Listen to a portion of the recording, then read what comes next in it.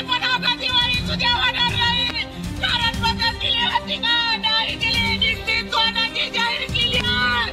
स्वतःची पायपेची गेल्या तिथून प्रार्थना पाऊस पडला. आता जगायचं कसं रे? आता जगायचं कसं?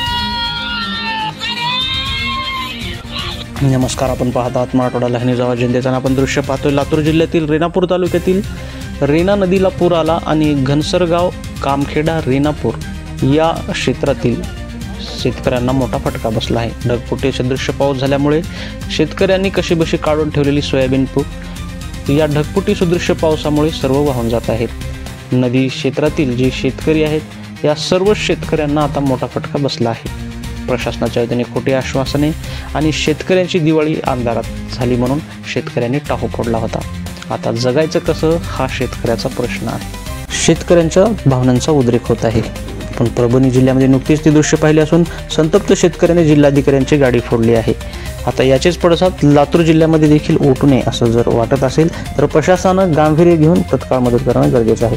अद्यापही 50% शेतकऱ्यांना अनुदान अद्यापही वाटप झाले नसून ते अनुदान तत्काळ वाटप करणे व नुकसानग्रस्त शेतकऱ्याच्या बांधावर जाऊन तत्काळ मदत करणं गरजेचं आहे.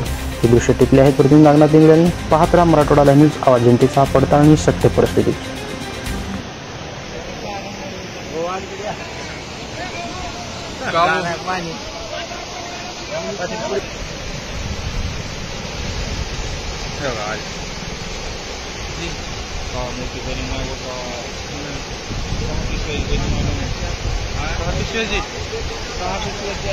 सात पिशव्याची दिलीप काकाची आहे.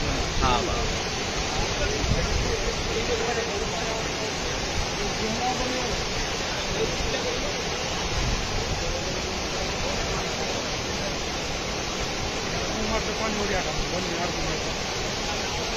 कुठच्या तर पण मी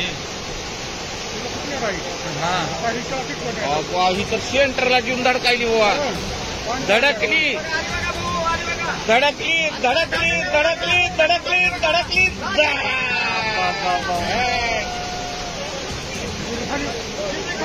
फुटलं फुटलं.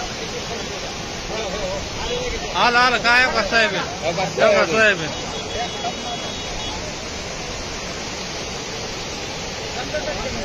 आज घे खाली काही